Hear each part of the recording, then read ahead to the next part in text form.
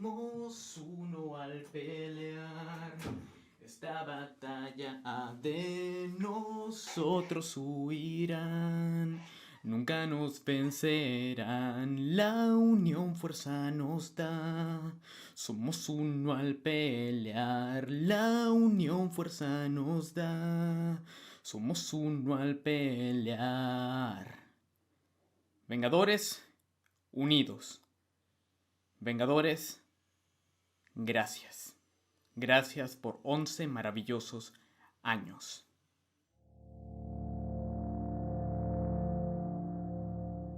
Si me sigues en Instagram, en Twitter o viste mi vídeo sobre Shazam, entonces estás consciente de que yo temía bastante por esta película. Es más, el año pasado estaba súper emocionadísimo por ver el desenlace este año. No tienen idea cuánto, pero luego de ver Capitana Marvel, ver algunas otras películas del universo cinematográfico de Marvel, incluyendo Infinity War, La Guerra del Infinito, y comerme una cantidad ingente de spoilers del tamaño de Machu Picchu, no pude evitar bajar mis expectativas.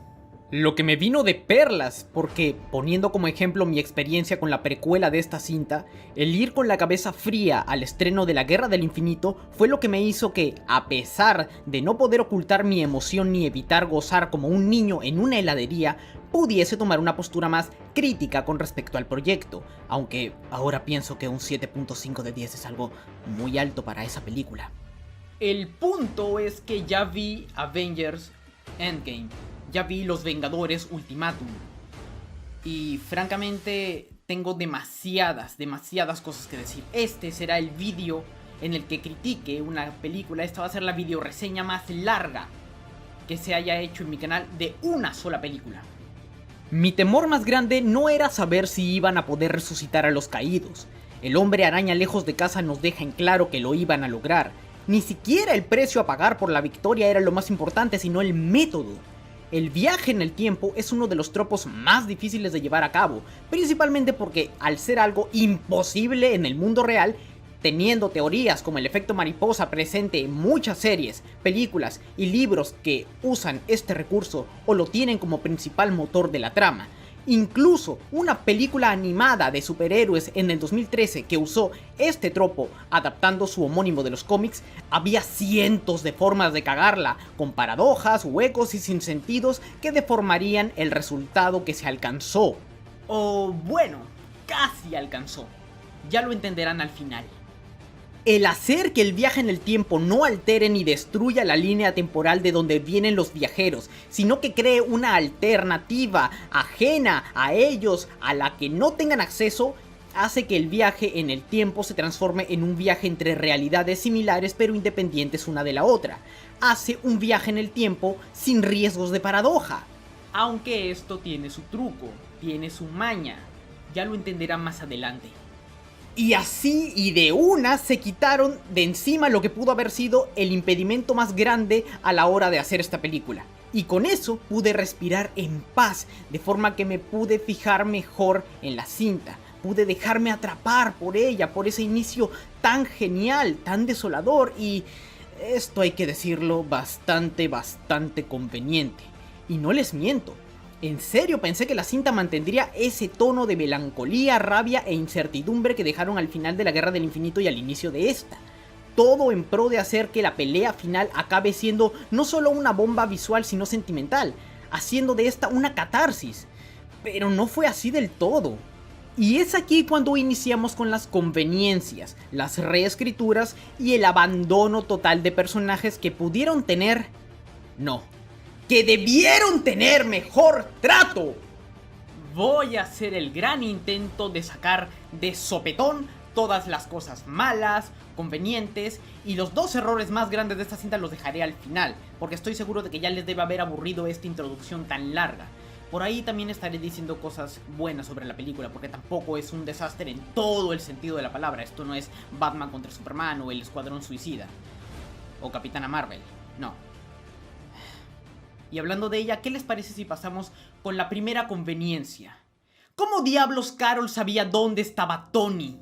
Algo me dice que eso fue simplemente para darle alguna aura mesiánica, como la que le dieron a Superman en la película de Zack Snyder, lo que me parece ridículo, pues no solo es un personaje aburrido, plano y sin experiencia con el equipo en la cinta, sino que tras la primera muerte de Thanos desaparece hasta el final de la batalla. Literalmente solamente llega a hacer lo mismo que ya había hecho en su anterior película, que es destruir una nave gigante y parar a Thanos un rato. Pero luego Thanos le metió un puñetazo en la cara y la mandó a volar.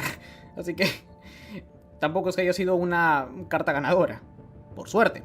Sin mencionar que su aparición ni siquiera tiene una relación directa con la escena post-créditos de su cinta, lo que hace que tenga menos sentido su encuentro con Tony y Nebula.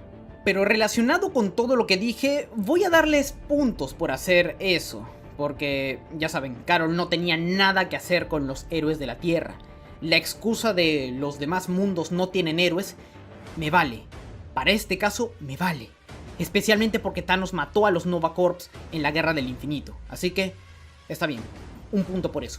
Segunda conveniencia, me trago el hecho de que Thor, tras conseguir su venganza y que esta resultara ser más vacía que el mismo personaje de Carol Danvers, este vikingo se diera a la bebida, a la depresión y a la falta de ejercicio. Esto último me alegra porque ahora puedo presumir que tengo un mejor físico que el dios nórdico del trueno, pero continuar siendo un payaso, ya no solo al punto de volverse un fastidio, sino hasta ser reducido a una suerte de Olaf de Frozen es insultante. E incluso hace que no tenga sentido de que Thor sea digno de portar el martillo Mjolnir, porque él puede portar romper tormentas porque esta hacha de batalla no tiene un encantamiento que permita que solo los dignos usen su poder. Pero ¿en serio me van a decir que un gordo que abandona a su gente, abandona a su pueblo, se convierte en un alcohólico y una persona completamente ajena a los problemas del mundo es digno de portar el poder de Thor y de ser rey? En serio, ver al Asgardiano caer tan bajo como personaje no debería doler de esta manera, sino todo lo contrario. Por más sádico que suene, me habría encantado, habría amado con locura verlo sufrir de verdad por todo lo ocurrido, verlo destruido como nunca antes. Eso tendría no solo su encanto, sino su lógica, y de hecho, este sería el momento perfecto para darle otro giro al personaje, esta vez más oscuro, más realista y hasta psicológico. Pero creo que ya estamos hablando de un caso perdido. Y todo por culpa de Taika, desgraciado hijo de puta, maldito Waititi. Tercera conveniencia. Con Hulk pasa algo denigrante. No tanto, pero sigue siendo bastante conveniente y triste a su vez. Banner logra dominar a Hulk. Sí, así, tal cual. Se unieron y si bien esto se veía como un chiste, no solo porque el mismo Banner se lo tomaba con humor, sino porque los efectos de computador usados se veían tan mal y sobrepuestos en pro de hacer que literalmente Hulk luciera como Mark Ruffalo, la cosa con él queda hasta allí. No nos explican realmente cómo logró ni por qué ahora y no hace 2 películas de Vengadores, pero al menos el personaje no es un payaso. Simplemente termina siendo la voz de la razón y una herramienta para el chasquido. Literalmente Hulk parece Franco Escamilla pintado de verde. Me pongo romántico y te pones mamona, güey. Yo sé que en 5 años pueden pasar muchas cosas, pero es curioso cómo las cosas menos visuales terminan siendo las más interesantes en el filme. Obviamente me refiero antes del viaje entre realidades y la batalla final. Natasha se convierte en líder de S.H.I.E.L.D., o al menos está a cargo de las telecomunicaciones galácticas y en búsqueda de Clint. Y hablando de este, se transformó en un cazador de pandillas, carteles y sicarios por todo el mundo, gracias a la pérdida de cada uno de los miembros de su familia. Tony quedó traumatizado tras pasar tanto tiempo en el espacio, a punto de morir a cientos de años luz de su mundo tras luchar casi a muerte con un titán, pero finalmente decide mirar al futuro y formar una familia e intentar ser feliz. El capitán ayuda a las personas a superar sus traumas sin él haber superado los suyos. Y lo que resta de los guardianes pues se van a explorar el espacio para ayudar a otros mundos, tal y como Carol lo hace. Y es que esta cinta, como ya ha sido costumbre en la mayoría del resto, lo mejor resulta ser el elenco de personajes que cargan la historia y que realmente tienen un motivo poderoso para hacer lo que hacen. Tony quiere revertir lo ocurrido porque realmente no puede olvidar el pasado a pesar de haber construido un hogar y finalmente poder abrazar a la mujer que ama y ser el padre que él quería. Steve ya perdió su mundo una vez y todo por ganar una guerra. No piensa dejar ir el nuevo en el que vive tras haber perdido. Nebula, Rocket y Clint quieren recuperar a sus familias cueste lo que cueste, y este último es quien más motivos tiene, pues aún siendo el 50% de la población de la Tierra la que desapareció, fueron todos los miembros de su familia los que se hicieron polvo. Scott corrió con mejor suerte, pues solo perdió a Hope, Hank y Janet. Su hija se salvó y hasta creció, pero sigue siendo una víctima dispuesta a recuperar a la mujer que ama. No obstante, y ya hablando de él, su salida del reino cuántico es en extremo conveniente. Esta sería la cuarta conveniencia más grande, sin mencionar que no tiene sentido que la batería del auto siga funcionando después de 5 años sin mantenimiento. Aunque bueno, podríamos argumentar que entre las modificaciones que le hizo Hank Pym para convertirla en un portal, una super batería haya estado incluida.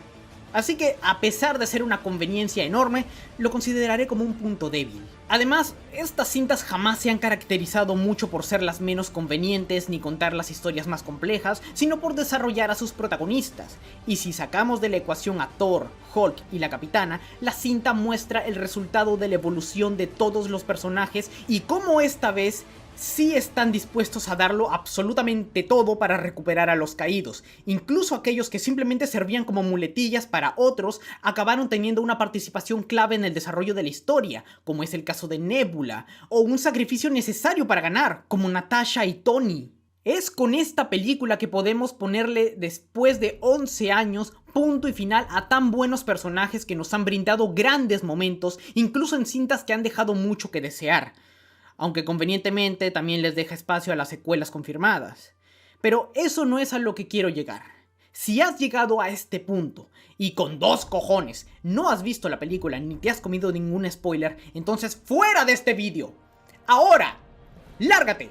Ve a ver la película, que aún no te he contado lo peor. Porque a pesar de no contar con escenas de acción tan bien realizadas como las vistas en la Guerra del Infinito, o no estar tan bien escrita y dirigida como El Soldado del Invierno, y sentirse que llega a estancarse un poco durante los viajes cuánticos, sin mencionar las grandes conveniencias, la cinta es algo irrepetible.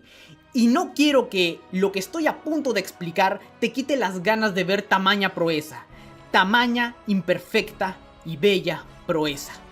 Si no te has ido hasta ahora, lo siento.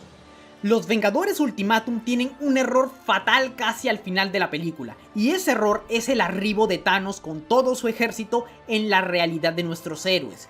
Y es aquí cuando hablo del truco para el viaje entre dimensiones. Para que los personajes regresen a la realidad de su línea temporal y no a la realidad de la línea temporal que crearon al afectar la historia, era necesario una brújula dimensional, además de las partículas Pym y el portal, claro está. ¿Y bien?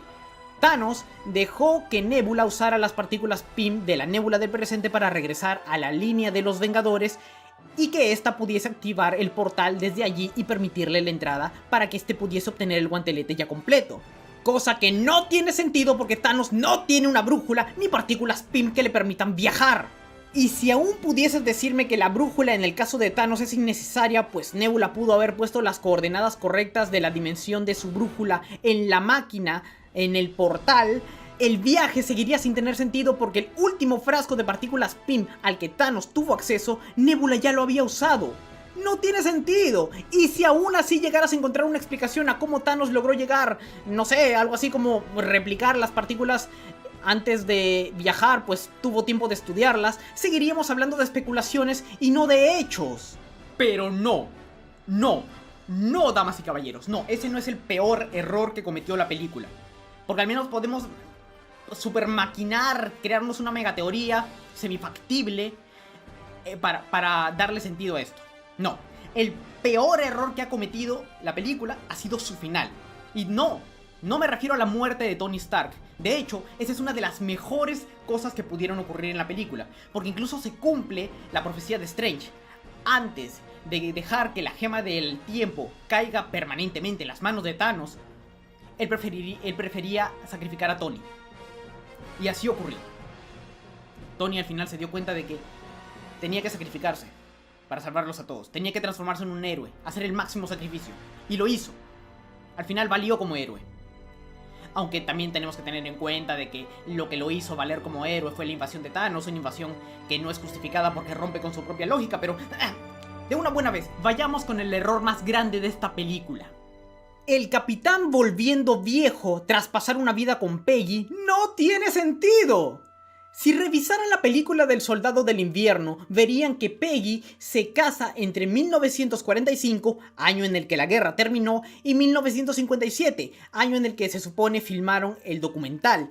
Peggy afirma que el Capitán América salvó en batalla la vida de quien se convertiría en su esposo.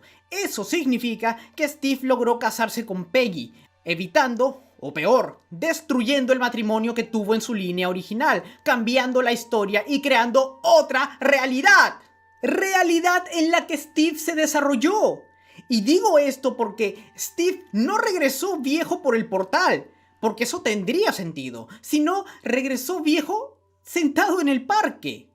Y si alguien me dijese que sí es posible su regreso a esa línea, porque tras devolver las gemas del infinito a sus respectivos lugares pudo haber regresado en el tiempo a unos años antes de que la guerra comenzara, enlistarse con un nombre falso y meterse en el grupo de soldados salvados por el capitán para luego de que el Steve de esa línea se congelase, él pudiera estar con Peggy explicándole lo que pasó y llegando a un pacto con ella, pacto que aceptaría, pues hablamos de una espía fundadora de S.H.I.E.L.D., para que mantuvieran la historia circulando sin cambios hasta el punto en donde se encuentran en el final de Ultimátum. Todo se iría al carajo con Steve entregándole el escudo a Falcon. ¿De dónde demonios saca el escudo? Se habían quitado el problema de las paradojas con la creación de líneas temporales alternas en lugar de la desaparición de las originales, solo para mandarse un super error al final cuyo único propósito era nombrar a Falcon como nuevo Capitán América y darle un final bonito al Capitán América original, cosa que de hecho me pareció muy bonita. Por cierto, con respecto a Falcon, aunque no me gusta, al menos en este universo sí tiene sentido, ya que Falcon es mejor sucesor que Bucky. Al menos aquí, en las películas. En los cómics la historia es completamente diferente. Pero había una mejor forma de hacerlo. ¿Qué les parece este final? El capitán antes de viajar le entrega los restos del escudo a Falcon frente a Bucky y T'Challa. Tras eso viaja para no regresar con las máquinas, sino que se queda en el pasado y regresa para el parque como un anciano, solo para ver a Falcon y Bucky y tener esa conversación que vimos en la cinta. ¿En dónde entraría T'Challa?, se preguntan. Pues simple. Steve le pediría que repare el escudo y se lo dé a Sam. Después de eso se iría con Bucky para conversar por última vez. Así tendrían un nuevo Capitán América sin cagarse en su propia lógica. O mejor, ¿por qué no solo no regresar, sino mandar un mensaje en el traje y la brújula? Era así de simple. Era así de simple. El escudo lo arruina todo. Porque el escudo de la línea original está destruido. Bastaba con simplemente pedirle a T'Challa que lo repare. Pero no. Tuvieron que arruinarlo. Tan cerca. Tan cerca. Estuvieron tan cerca de cerrar, quizás no de forma perfecta, pero sí de buena manera, lo que llevan construyendo desde hace 11 años. Y lo arruinaron.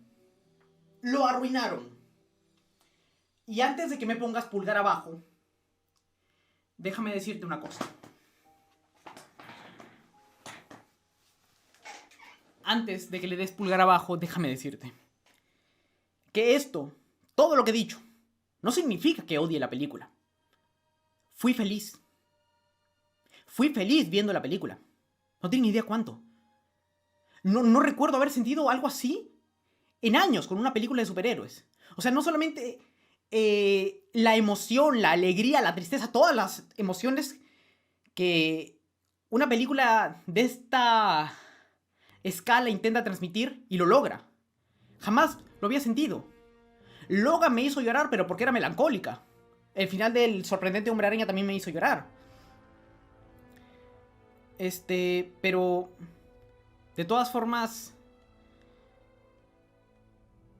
yo tengo que ser crítico con lo que veo. No hay mejor fanático que el crítico, porque es el crítico el que se va a comer la película una y otra vez y la va a examinar minuciosamente.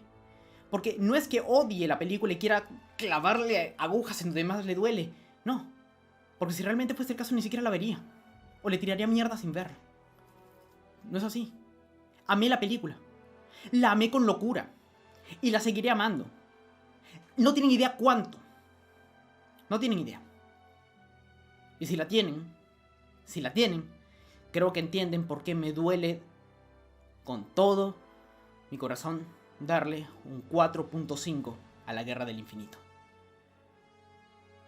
Una película desastrosa, pero increíble.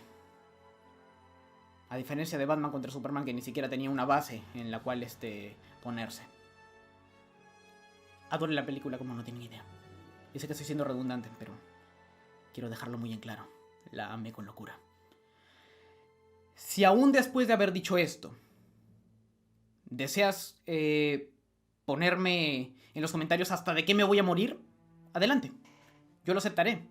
Es uno de los cargos que viene contigo.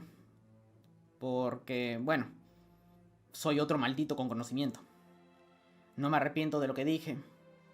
Y seguiré disfrutando de las películas. Por más de que sean malas. Porque la crítica es inevitable. Y yo soy el crítico depresivo. You won, Mr. Stark. You won, Mr. Stark. You won. You did it, sir. You did it.